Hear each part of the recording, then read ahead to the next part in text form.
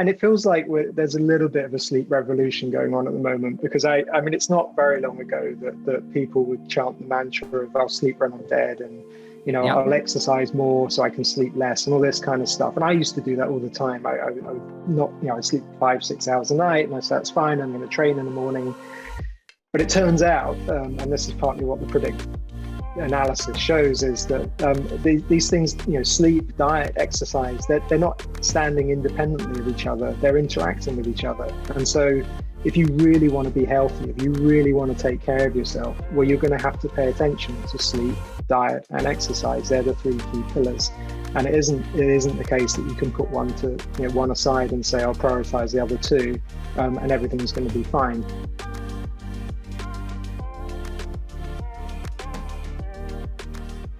Welcome back to the ZOE Science Podcast, where we sit down with the world's leading experts on health, nutrition, and beyond to talk about the newest developments in science and how they can help you live your healthiest life. I'm your host, Jonathan Wolf, co-founder and CEO of the personalized nutrition company, ZOE. Here at ZOE, we run the world's largest nutrition science study to unlock the power of science for everybody. You can find out more about ZOE at joinzoe.com/podcast and also get 10% off. On today's show, we'll be talking about some amazing new research that shows that how we sleep can have a big impact on our blood sugar levels and therefore affect our weight and our health. This is by far the biggest sleep study of its kind in the world and has just been peer-reviewed and published in leading scientific journal, Diabetologia. We'll provide links to this and more in the notes. Some of the topics we will discuss today. Is when you go to sleep more important than how long you sleep? Could bad sleep habits mean you put on weight? Can you reduce your risk of serious diseases with something as simple as changing how you sleep? And last but not least, what should you eat for breakfast if you slept badly last night? We're very lucky to have two of the authors of this research with us today, Professor Paul Franks and Dr. Sarah Berry. My first guest is Professor Paul Franks. Paul is a professor at Harvard and Lund University and a former member of the British triathlon team, who has completed more than 10 Ironman triathlons, which is 10 more than I have done. Paul has published over 450 peer-reviewed scientific papers with a focus on how lifestyle changes can lead to disease prevention. Paul has been a member of ZOE's Scientific Advisory Board from the very start. My second guest is Dr. Sarah Berry, who will be familiar to many of you already. Sarah is one of the world's leading experts in large-scale human nutrition studies and the impact of fat on metabolism and cardiometabolic disease. Sarah is a reader in nutritional science at King's College London, where she has run over 30 randomized human clinical trials. Sarah has also helped to design and run the ZOE PREDICT studies, which are the largest in-depth nutrition studies in the world. So Paul, this is the first time you've been on the ZOE Science Podcast. Before we go into the results of this amazing research, I'd love to discuss why you focus your career on blood sugar control and diabetes, and take me back to, those early days when you're a keen young postdoc, sort of figuring out what part of the world you were going to change. Yeah, so I initially studied in Cambridge, and then had the opportunity to move to the US to work for the National Institutes of Health, which is the US government's health research authority. And I specifically went to Phoenix, Arizona. There's a very famous American Indian hospital in Arizona that the National Institutes of Health have run since 1965, something like that. And the research that's been done, not just in one tribe of American Indians called Pima Indians, but also several other tribes, the Navajo Indian, for example, has really led the way in understanding many features of how blood glucose affects health. And indeed, the Pima Indians are often referred to as the pathfinders to health because they've contributed so much to research on diabetes. And can you help explain, Paul, why are they the pathfinders? Yeah, so I think I can give you two answers to that. So fundamentally, it's because there are a population that has been incredibly heavily burdened by diabetes, by obesity, and by all the complications of diabetes, like blindness and lower limb amputations and heart disease and these kind of things. And so as a community, they've wanted answers to try to understand their condition, and have participated very generously in health research studies over the decades. So that's one answer to the question why they call the Pathfinders of Health. The other is though, one of the intriguing questions is why do they struggle so much with diabetes and obesity? And to understand that, one needs to go back a little bit into the sort of history books. If you look at photographs that were taken of Pima Indian men towards the end of the 1800s, you'll observe that they're very lean, muscular, athletic looking characters. So like you, Paul. Yeah, I think if we'd had Ironman triathlon in that day, they would have been doing Ironman triathlon. And so they were very, very fit, young men, muscular and so on. But in the early 20th century, there was something called the Land Reform Act in the US, which is when the US government requisitioned large sections of land. And as part of that, they built the Hoover Dam, which essentially generates hydroelectric power from the Colorado River. And unfortunately, and the Pima Indians and other tribes had been subsistence farmers in the Arizona deserts. They really needed this irrigation from the Colorado River to keep their farmland irrigated. So when the dam was built, it really changed their lives. It made farming incompatible. And they went through a terrible period of several decades of real impoverishment. And the response of the US government was to give them flour and lard, animal fat, to sort of subsist on. And very rapidly, obesity started to develop. And in fact, arthritis became the first sort of real clinical observation, which drew the attention of the National Institutes of Health. And so in 1965, a research program and a hospital was established to try to help the American Indians. And that was the beginning. What was going on, Paul? So suddenly they were living this life. They could do the Ironman whenever they wanted. The government starts to give them all of this highly processed food. What was going on that was suddenly impacting their health in this way? Yeah, so it's sort of an unfortunate natural experiment, right, where they went from having very active lifestyles with a lot of fresh fruit and vegetables and fish and things like that to moving to one where they were no longer farming, so more sedentary, and eating this what's called fry bread would be part of their staple, which is made from flour and lard and fried up on a hot plate. So they transitioned, their diets changed and their activity levels changed, their lifestyles changed. And they had this transformation from being what appears to be very physically healthy people to a situation where they started to develop a lot of metabolic and cardiovascular disease. So that was that was their plight, if you will. Now, of course, you could say, well, that might happen to any population that was exposed to that rapid lifestyle change, yep. But probably not to the extent that it did with Pima Indians. And so it really sort of begs the question of whether there's something genetic that underlies this. Is there a genetic sort of trigger that really affected this transition in lifestyle in this very unhealthy way? So that, I have to say, has never really been. I don't think we have the answer to the question. Are there specific genes that really interacted with this environmental change? But it seems quite likely. So that's the backstory to Pima Indians, but because of the very high rates of diabetes in this population, and an adult Pima Indian has a sort of 1 in 2 chance of developing diabetes in their lifetime, whereas for Europeans it's about 1 in 10. So the risk is much higher for developing diabetes. And because Paul, of that, can you explain how the blood sugar fits into this? So to make sure that all of our listeners are following along, they're having this very unhealthy diet, they're getting very sick, including diabetes, lots of other things. How does blood sugar fit in, and how did sort of this research, I guess, make you realize how important blood sugar was, through this process? So we need energy to do everything that we do, and actually blood sugar is an important source of that energy. We wouldn't be able to move and talk and do other things. We wouldn't be able to breathe.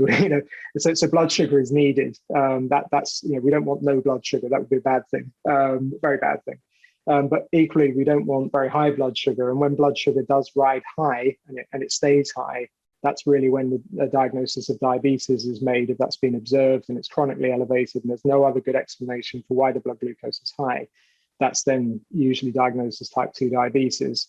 Now, to some extent, you might say, well, okay, so my blood sugar is high. Does that matter? Isn't that a good thing? I've got more energy.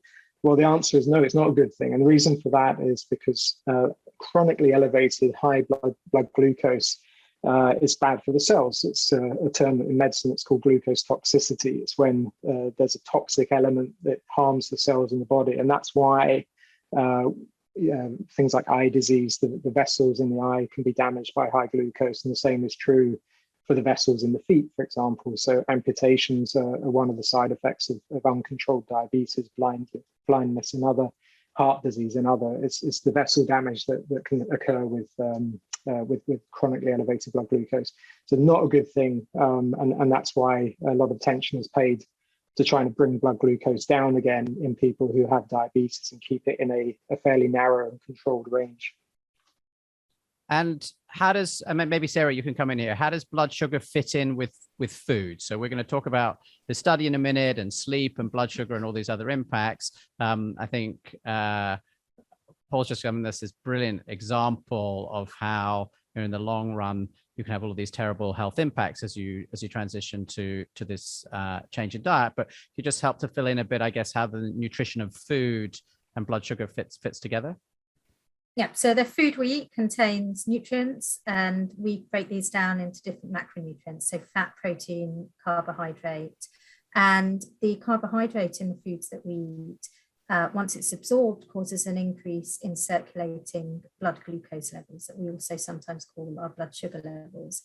And the pattern of response typically is that you have a peak in circulating blood glucose about 30 minutes after consuming a meal containing carbohydrates, which returns to baseline around 2 hours, or sometimes can actually cause a dip below baseline. And we know even in healthy individuals, if you have really elevated peaks or dips as well in the circulating blood glucose after consuming carbohydrate-rich meals, we know that this can initiate a cascade of quite unfavorable downstream effects.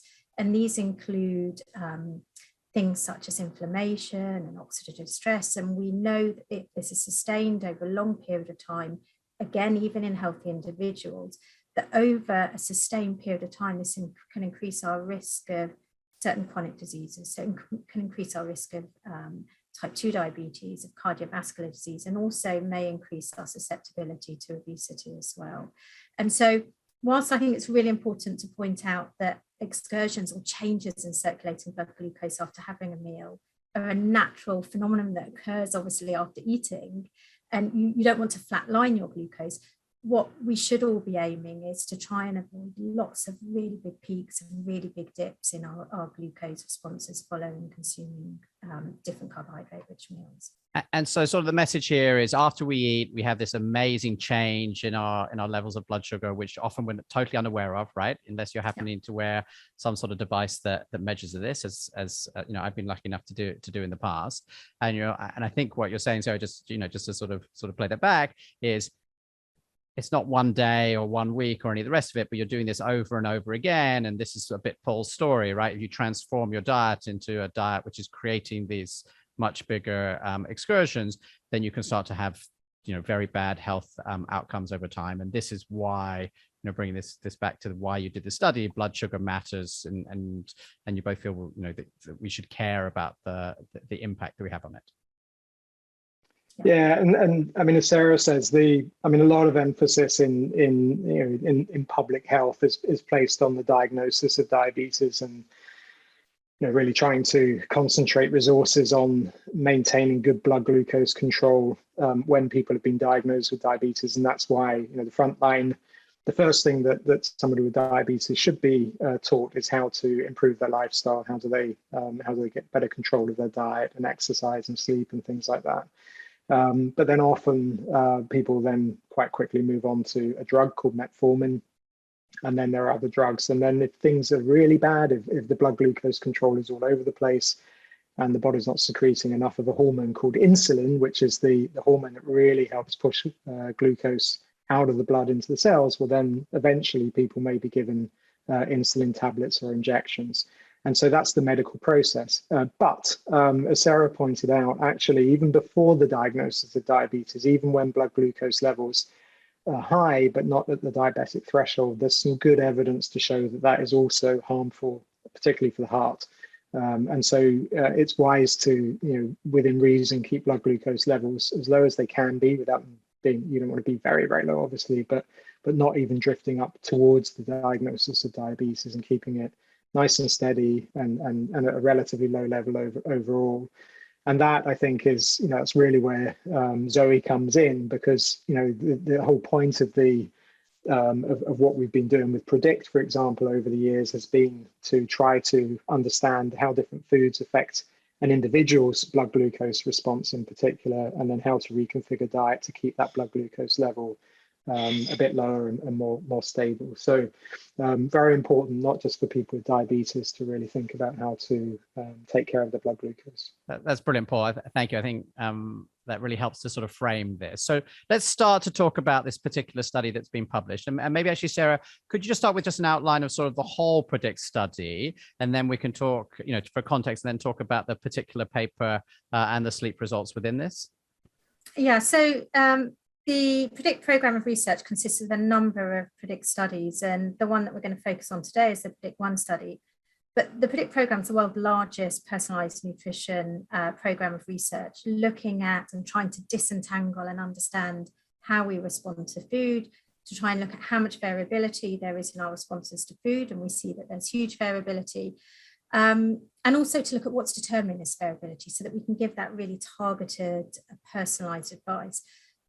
I often tell people when I talk about PREDICT that it's like pushing the fast forward button on nutritional research, or it's like nutritional research on steroids, I think is a good analogy. So it consists, like not that we condone steroids, obviously. No, it's just like supersized nutrition research. So it consists of a series, like I said, of human trials. And they're really unique trials, I think, as a nutritional researcher that spent the last 20 years running nutrition intervention studies. And it's for a number of reasons. Firstly, the scale. These are enormous trials which are necessary, in the arena of personalized nutrition. And so we now have about 10,000 people that have completed the PREDICT studies. There's also an enormous breadth of data that we're collecting, and this ranges across loads of different measures. So from blood glucose control and sleep that we're going to talk about today, to genetics, to exercise, and so much more, and particularly also the microbiome. And thirdly, they're remote studies. So there's a real kind of paradigm shift in how we're conducting research with the PREDICT studies that I think, again, as a researcher, is really exciting. So these are studies that are predominantly done from the comfort of people's armchair. So we're capitalizing and harnessing this, explosion in citizen science. Do you want me to give you a quick summary of the key findings as well while I'm... I was maybe give a quick overview of how this was put together, and then let's Paul talk to us a bit about sort of what he discovered as we analyzed the sleep and blood sugar here. Yep. So the PREDICT-1 study, which is what the results from the paper that's just been released that Paul's led, is a study that combines a very intensive clinic day and a remote home testing phase. It's a study in 1,000 individuals in the UK, recruited predominantly from the Twins UK cohort, so that we're able to also look at the genetic contribution to our responses to food. And we have a validation cohort in MGH, Harvard, in the US. And what it involved is a whole series of what we call test meal challenges, where we really kind of stress the system by giving muffins as standardized meals that contained high carbohydrate and high fat nutrient loads, so that we could measure over at regular intervals circulating blood glucose responses and also blood fat responses. We also measured a whole host of other important measures relating to body composition, to microbiome, and genetics. And we also collected a vast amount of information on what people were eating, what they typically eat, and also what they were consuming during this 2-week at home phase. And during the 2-week at home phase, we harnessed all of the novel technologies that I think is what allowing us to really kind of super scale the PREDICT program. So we measured sleep using activity monitors. We measured dietary intakes using the ZOE dietary assessment app. We're also able to measure glucose during the whole 2-week at home phase using continuous glucose monitors. And we used other wearable technologies as well so that we could collect this vast breadth of data at this vast scale. Amazing. And Paul, tell us about this study that's just been published. What exactly did you look at there? So I should first say that a very talented biostatistician, Nelly Serratelli, who have worked with me for a few years, really led the analysis of these data. But essentially what we looked at was several features of how we sleep, and then related them to the blood glucose or blood sugar response to different types of breakfast that Sarah just described the next morning. And what we wanted to know is really a couple of key things. First of all, does it matter how we sleep? Does it matter whether our sleep is interrupted? Does it matter how late we go to bed or how early we go to bed? Just in terms of how our blood glucose is when we wake up the next morning.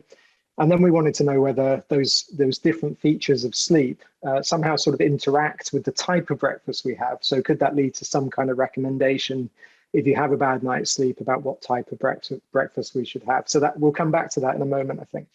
And what we found is this. So if we look at the quality of the sleep, so how interrupted your sleep is, and I should say one of the things that really distinguishes this study from the many other sleep studies that have been performed before is this. Most studies do not use objective measures, in other words, using monitors to measure directly how people move around in their sleep. And how their blood glucose varies and these kind of things. So the technologies are not often used in large studies of this nature because it's very difficult to do studies like PREDICT. And so usually it's people write down when they went to bed, how they felt when they woke up, this kind of thing. And of course that has some subjective value. It's good to know how people think they slept, but on the other hand, it's, as you might imagine, prone to what you remember and whether you remember having a bad night's sleep and how bad it was. But it's, and it's I think, Paul, one of the things that's always really surprising for people who aren't scientists is how small many of the studies are that are being published. I was going to get to that. People understand. So do you want to talk? Go on. Let me get to that because actually there are these large studies, but they use very weak measures of sleep. Essentially people writing down when they wake up how they felt. On the other hand, the studies that do use these technologies that we're talking about and other types of technology generally are very small. And those studies, typically less than 80 participants, often 20 or even smaller numbers than that. So of the studies that have been performed, they're generally quite small. And now, as Sarah said, PREDICT is more than 1,000 people. So we're scaling from tens of individuals to over 1,000 individuals with PREDICT. So that's really the thing. So you don't often get a bigger study in fact, you never get really big studies that are using these different technologies to measure simultaneously blood glucose and sleep.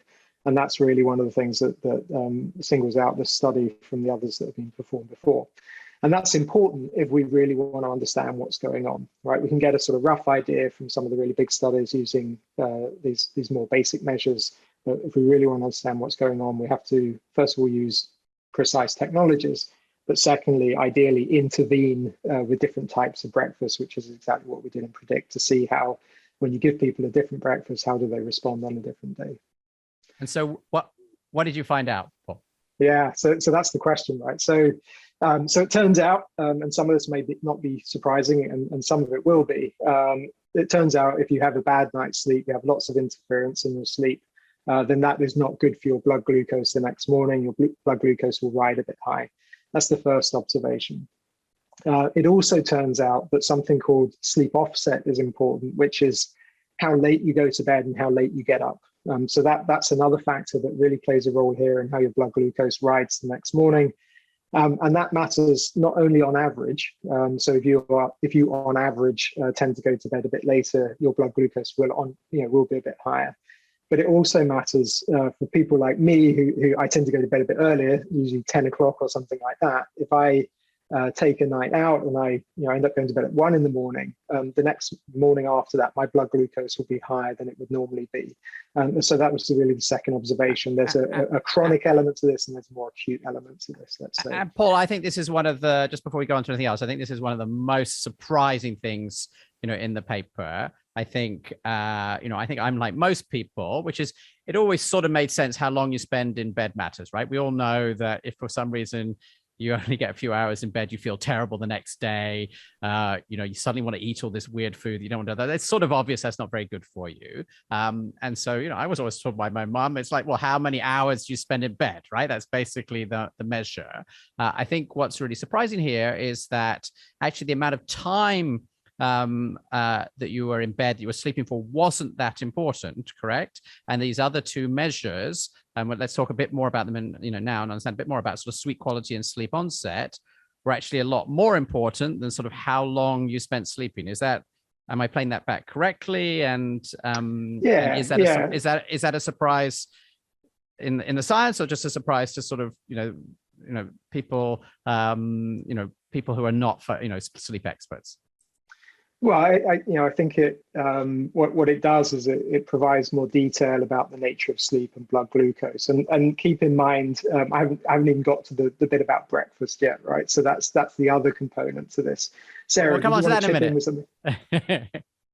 I was just going to add to what Jonathan said, that actually I was always told to go to bed half an hour earlier by my mum. So I think that I should have actually listened to my mother some more based on the results. We should all listen to our mother some more. We all know that, Sarah. it turns out a lot of what they said was right.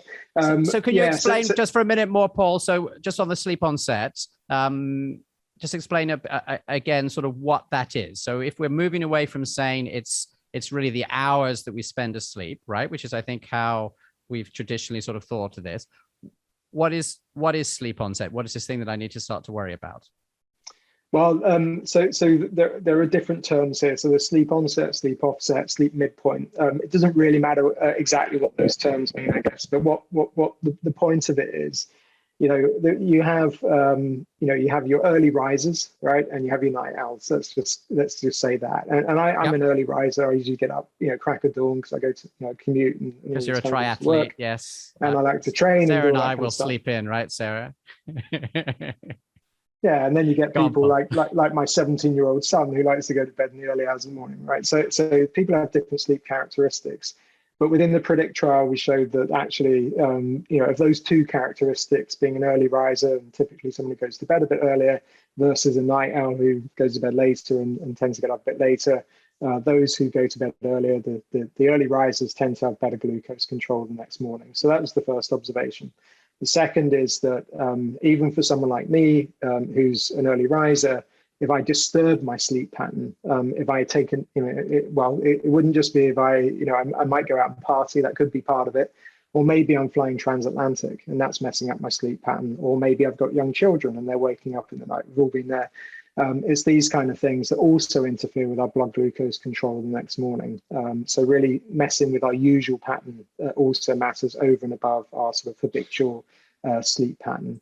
So that's sort of one part of what we found. And so just before we move off on that, just to make sure we've all got that, sort of what we're saying is, this data, which was 1,000 people and I think 8,000 or 9,000 meals, right? So huge scale compared to anything that's been measured before, shows that actually, when you go to sleep is actually sort of more important than how long you sleep, and that in general, as we see all these personalized differences between people, but both people who go to sleep regularly earlier is better, but also that if you end up going to bed later than normal, it's going to have a really bad impact on your blood sugar control tomorrow. Is that the right? Yeah, it's I don't know what we say really bad, but it will certainly it won't be good for your blood glucose. It will interfere with your blood glucose. Now, that's part of it. The other part of it is what happens when you select your breakfast the next morning. And so what we've done in PREDICT is to randomize different these muffins that Sarah talked about earlier that have different compositions of fat, carbohydrate, protein, fiber, these kind of things. And when you give people these different muffins in random order, and then you measure their sleep and you measure their glucose, what we found is that, of course, the very high glucose breakfast tends to elicit the highest sort of blood glucose response. You'd expect that, and the higher fiber, a lower blood glucose response. But that, in concert with how you slept, matters. They, as we would say, they interact with each other. And so, if you have a really lousy night's sleep, what you really don't want to do is have a very sugary breakfast the next morning, because it won't just be a little bit worse for you. It will be what's called an interaction, which is when both the bad sleep and the high carbohydrate diet interact with each other, and you have an even worse blood glucose response because of that. So one of the key sort of take-home messages from this is think about what breakfast you eat if you have a bad night's sleep the night before, if you're interested in controlling your blood glucose. And so, Sarah, if we did go out and have a late night last night, which, finally with some of the pandemic hopefully starting to recede, we are starting to have the opportunity hopefully to do again. What should we eat? How would you adjust your diet if in fact you are in a situation where your blood sugar control is sort of worse than normal? How would you think about, what does that mean for food? Well, you're up against a bit of a challenge, because we know that if you do have short sleep, that you have this kind of heightened reward part of your brain, stimulated. So you crave more sugary things. So it's going to be tough because you're fighting what you're naturally craving.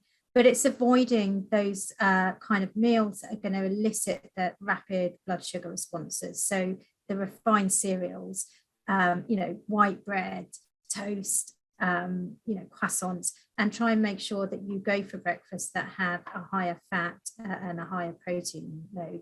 So, for example, eggs, even the traditional English fry-up could be an option for you. Not that we would encourage you to have that every day. But without the orange juice is what you're saying? Without the orange juice, I mean, ideally, if you could have some sourdough bread, a bit of smashed avocado, and an egg, that would be ticking all the boxes, I think, if that was something that you also enjoy. I think Sarah, go on, Paul. Yeah, well, so Sarah, I've going back to my 17-year-old son. Unfortunately, I sometimes catch him with a Red Bull, this very sugary and caffeinated drink, when he's had a bad night. What do you think about that?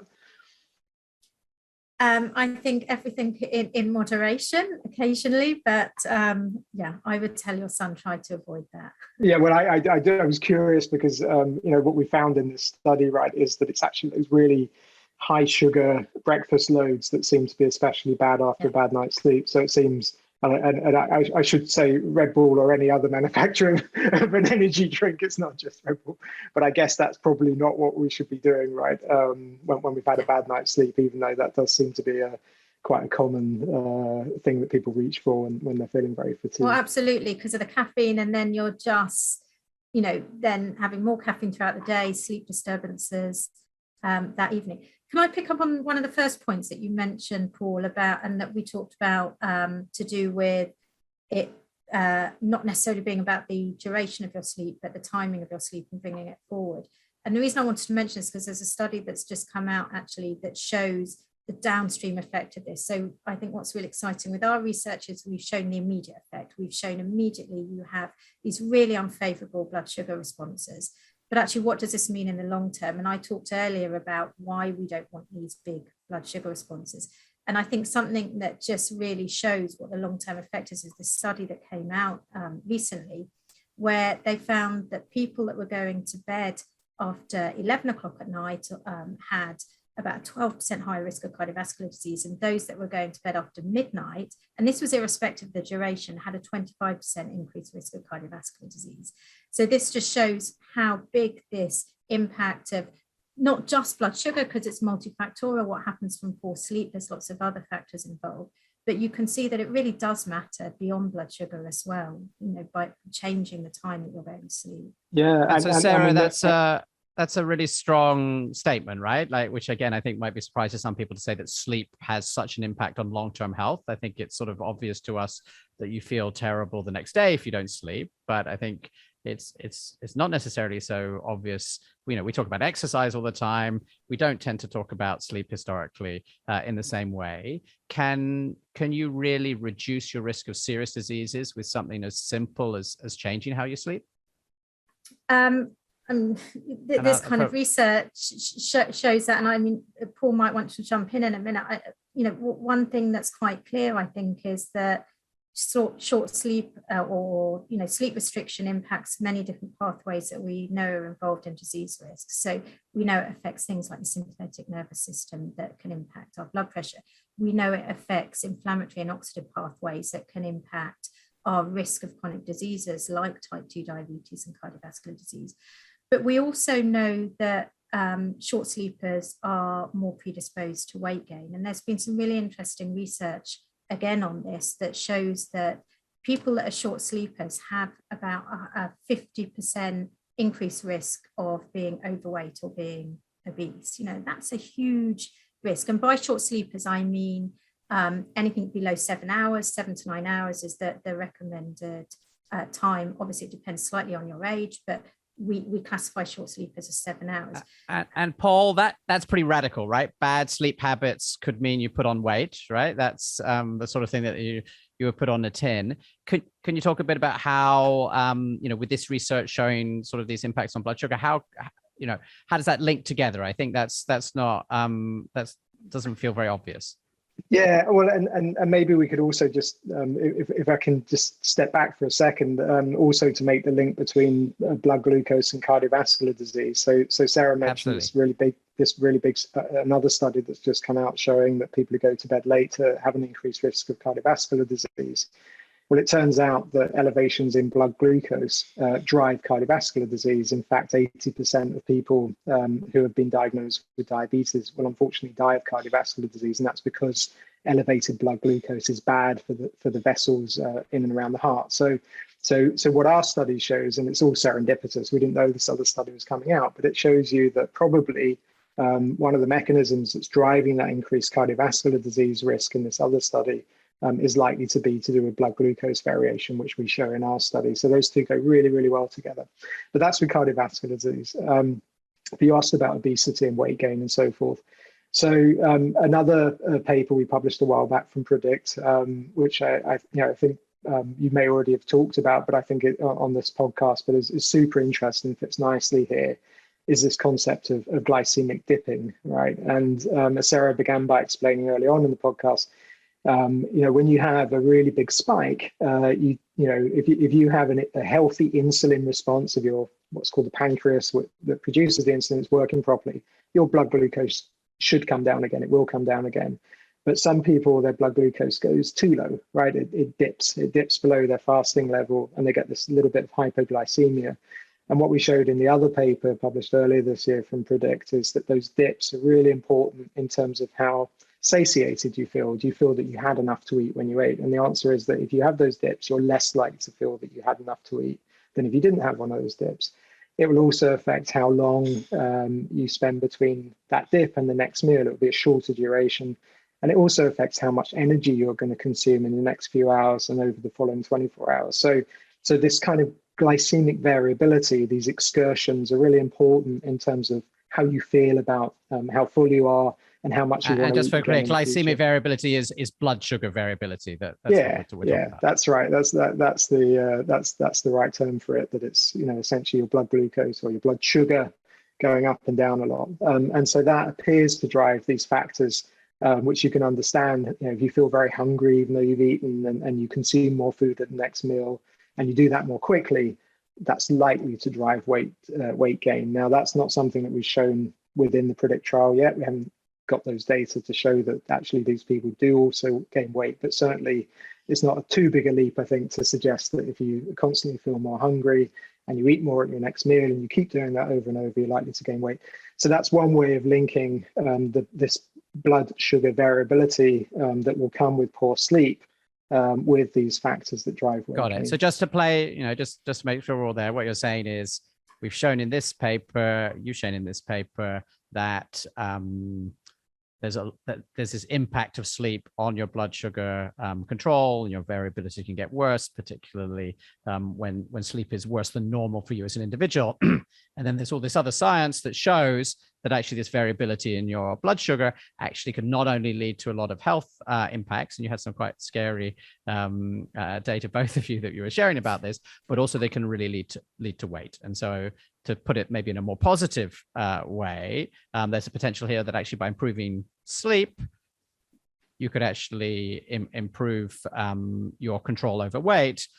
Nothing whatsoever to do with calories in and calories out, nothing actually to do with exercise, which are the two things people tend to say is all that matters. Actually, sleep can sort of improve your metabolic control, and actually you can cope better, perhaps, with all of this, crazy processed food that we've been throwing at ourselves, just in the same way you were describing,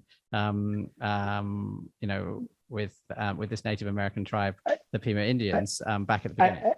So yeah, I mean, it's a very, I mean, that's the sort of trial that's waiting to be done, I guess. And people like Matt Walker, who's our sleep guru and also co-author on the paper, is doing this kind of thing. But if you can really help people improve their sleep hygiene and improve the patterns and stability of their sleep, that has clearly a potential then to improve your metabolic health, which is very exciting, right? It's something you can do, again, escape from this idea that we're all a prisoner of our genes and our destiny, and there's nothing you can do whatsoever. And I think this has been one of the things that's come through really strongly here, but also in a lot of the other results that have been coming out of the ZOE PREDICT studies, which is very exciting, I think, is just actually how much ability there is to make changes, even if you're as old as me, and maybe not in quite as good shape as Paul. So I think that's exciting. Sarah, is there anything out of any of this that has led you to change anything about the way that you eat, or that you think about sleep and food? Well, I think all of the PREDICT research has made me think across the pillars. So in addition to the 3 pillars that Paul mentioned, I think mental health as well is an important one to add. But I think what we see from the PREDICT research is this very kind of bi-directionality in terms of how sleep is important for diet and diet is important for sleep. So I think it's just made me even more aware that we can't look at these as individual factors. And I think, sleep is a really interesting one, because we know, again, with poor sleep, that it affects your hunger hormones, it affects your fullness hormones, so that you're predisposed to you want more food. We know that people that don't get lots of sleep, as well as having these poor blood sugar responses, actually also crave and consume a lot more of these refined carbohydrates. We also know that poor sleep affects our eating habits. So we know that poor sleep affects things like, our snacking frequency, that people that don't sleep well are more likely to not consume breakfast, not to consume no meals, to have a misalignment in the timing that they're eating, that we also know is really important. So, right. It's just that we have to look at the bigger picture, and we have to look at the fact that our health is predetermined by so many different factors that we know also from our PREDICT research is modifiable. And I think that's key, that we do actually have the power. It's not all in our genes, like you said. So we are able to modify all of these key determinants. Brilliant. Thank you, Sarah. So we talked a lot about sort of the timing of sleep and how sleep is then flowing on and impacting health and weight. There was another aspect of the research in the paper, which is this thing called sleep quality. So do you mind explaining what is sleep quality, and did that matter? Yeah, so that that's the other. Of course, there are different ways that you can characterize sleep as a behavior, or as we would call a phenotype. And one of the other ways that we looked at is sleep quality, or sleep efficiency, in fact, is the term.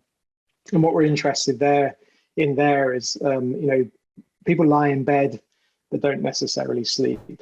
People move around a lot at night because they're too warm, or they're restless and they're not really resting in deep sleep. And I have to say, there are technologies that are used in these very small studies that will assess the different sleep phases. But that's not what that is beyond these large studies even today with the technologies.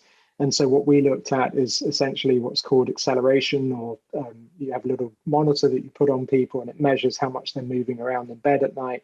And then from that, you can use that information from this accelerometer to assess how smooth their night's sleep is essentially, or how disturbed it was.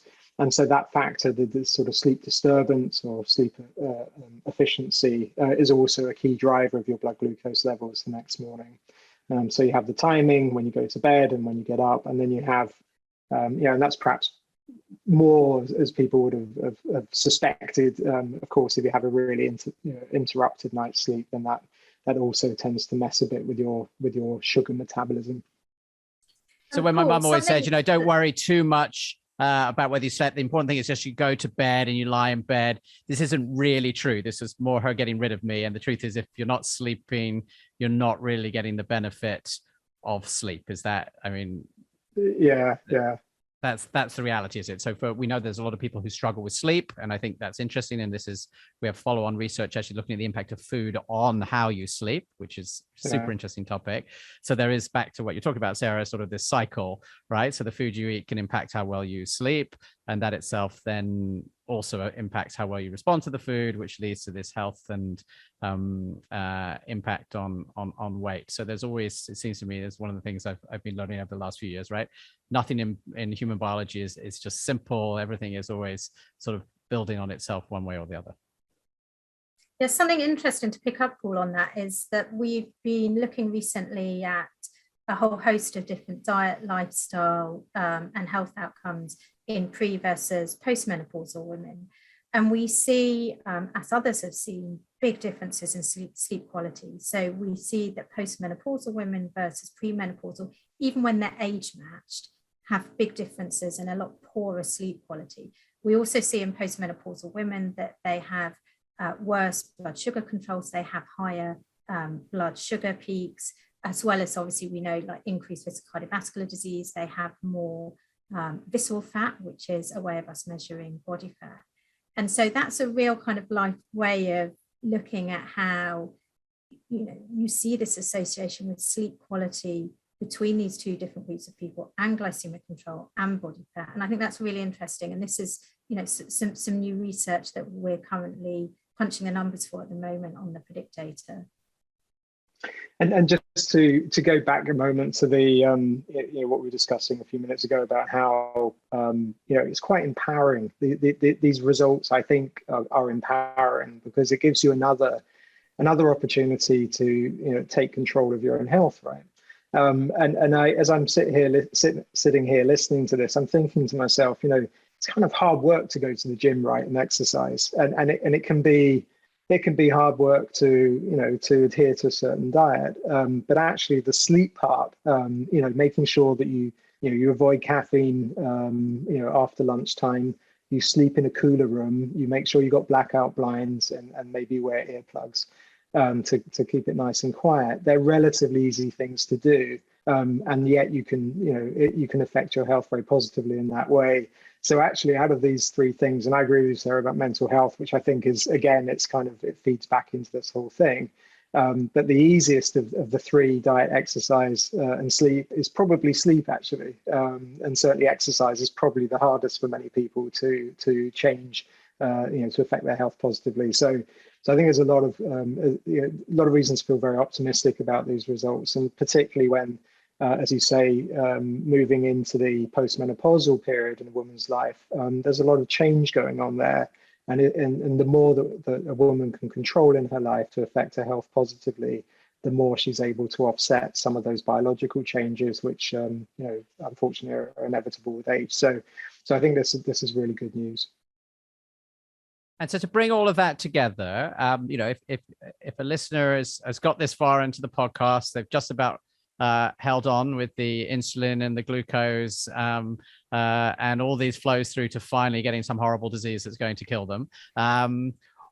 What would you say, what's a takeaway action if you're going to pick one? Like, what should you do differently? And maybe Sarah, pick one or two, and then Paul, what would your advice be based on this? What might you take away and actually sort of take as an action into your life? Okay, so from this specific sleep research, I think the biggest action for me would be to try and go to bed 30 minutes earlier. And I think that's something that is achievable for many of us, as well as practice good sleep hygiene. Brilliant. Paul? Yeah. So, well, I'll also reiterate the good sleep hygiene one, and I just listed some of the things that you can do there. I think the other, though, is to be cognizant, to remember that it matters what breakfast you eat if you've had a bad night's sleep. And so if you do wake up after a bad night, then you can offset some of that a little bit by focusing on a healthier diet for your breakfast of the the nature that Sarah described a little while ago. Yeah, and I would say for myself, definitely practically out of this, it's been, because you go to bed late. Often that might be correlated with the fact that maybe you'd have some alcoholic drinks. I think that is often these go together. So that's sort of putting you in an even worse position in terms of your how you feel. And this idea that, okay, I've got some guide, which is, in many cases, as you said, higher fat breakfast, embrace your desire for that, but try and resist your desire for highly processed carbohydrate. And actually, surprisingly, I found that is actually a much better outcome than going towards the sort of the ready available carbohydrate. So can I add to that, because I think just on that fat point, and I know Sarah's going to give me the big thumbs up here. There are lots of different types of food that will give you fat, and there's some very healthy types of fat, and Sarah mentioned avocados, for example. So let's lean into those healthier, those more polyunsaturated types of fats, and steer away from bacon and blood pudding and all that kind of stuff that's also got a lot of saturated fat in, and stick to the sort of plant-based fats. And I think one will be on a good track then. Thumbs up. Jonathan, can I also mention briefly COVID, because we are still living in the midst of this pandemic, and lots of people's sleep patterns have changed during COVID. And obviously, hopefully many people are aware that we have the ZOE COVID symptom study, which is this huge ongoing longitudinal study in 5 million users, tracking all sorts of different diet and lifestyle factors. And we launched within this a diet and lifestyle questionnaire, and we looked at people's sleep pre-pandemic, so back in the beginning of 2020, and then we looked at it during the pandemic, and we actually saw that sleep changed. So we saw that in about 25% of people, they increased their weekday sleep. So they increased their sleep by about an hour, from 7 hours to 8 hours. And we saw also that there was less of a difference between weekday and weekend sleep, which we could call something, there's a term that we use called social jet lag, which we know again is bad for us, that you want to have consistency in sleep.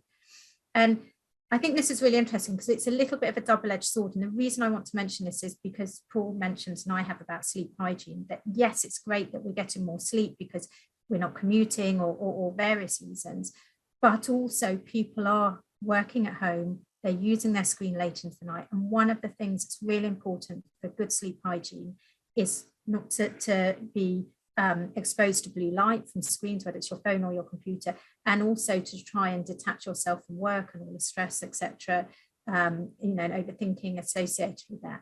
So I just think it's timely to mention, yes, it's great that it's increasing, but actually let's also think a little bit about our sleep hygiene in this world where we are all not being able to separate work from home. Absolutely. And I have a constant argument with my wife around this, who's, bringing her phone into the bedroom. And since I read Matt Walker's book, I'm convinced it needs to be a complete cave, totally dark, absolutely no digital devices, complete separation. But I think we all know that if you have a partner, then you don't necessarily have complete control over your cave. And this is a source of some argument alongside, my obsession with increasing the plant diversity in my meals for my microbiome. So, it gives you another thing to make sure that, your marriage doesn't run out of conversation because you have something else to argue about. So before we before we wrap up, one thing we haven't talked a lot about is sort of personalization in here. So we've talked a lot about the variation and people, but is this the same for everybody? Does everybody have the same level of responses between reducing their sleep? You mentioned a bit this idea of sort of night owl versus somebody who's an early riser. Like, we know elsewhere we've seen this extraordinary personalization in responses. Is this also true for sleep, or in sleep is everybody the same? That's a tricky question to answer, I think, from this study. So what we did look at was when it comes to sort of the personal level, is what happens when you change your usual sleep habits. So we're able to say that deviations, later deviations from your normal bedtime matter. But whether or not there are people who just do very well on shorter sleep than others, that's been documented elsewhere. And often think back to the famous British Prime Minister Margaret Thatcher, who was refused to sleep 4 hours a night, these kind of things. So there are people who appear to do well on short sleep, but that's not something that we could look at in this present study. But I would imagine, as is clearly as we've discovered in PREDICT, there are people who respond very differently to different types of food. I'm sure there are people there are individual differences in how sleep affects health, but that's not something I think we can really say too much about from the current study. And Sarah, how does the ZOE test and program fit into this? You talked a bit right at the beginning about the way that the studies are continuing. How can listeners get access, not necessarily to specifically sleep, but the sort of tests and food advice that we were talking about, and how can you explain that for a minute? Yeah, so the ZOE products really integrating all of the findings that we have from the ZOE program of research, and is enabling us to look at all of these multifactorial components that we talked about that contribute to how we respond to food. And so I'm sure you'll give the details at the end, but people can go on the Join ZOE website. They can find out more about the research we're doing. There's lots of other blogs and podcasts that they can get practical tips, but also the actual ZOE personalized nutrition product allows people to measure all of these different features that we've talked about today. So the microbiome, blood fat response, blood sugar responses, their diet, their sleep, etc., and use prediction algorithms that we've built from the PREDICT program of research to guide people on the best diet for them, given who they are as an individual and all of these other non-person specific factors around how they eat, so around their sleep and their exercise, etc. And I think what's exciting is, that we can give things back to you as an individual, but I know, for you, Sarah, for Paul, and many of the other scientists, what's also really exciting is people can actually continue to contribute to the science. So they have this opportunity to opt into these studies and contribute and get to this higher scale. And I think whenever we have these conversations, we always answer one question and then there's 10 more interesting questions where the answer is, well, we don't really know yet. And, sleep personalization is a great example. So I think that's very exciting and should keep us busy with things to talk about for many years to come.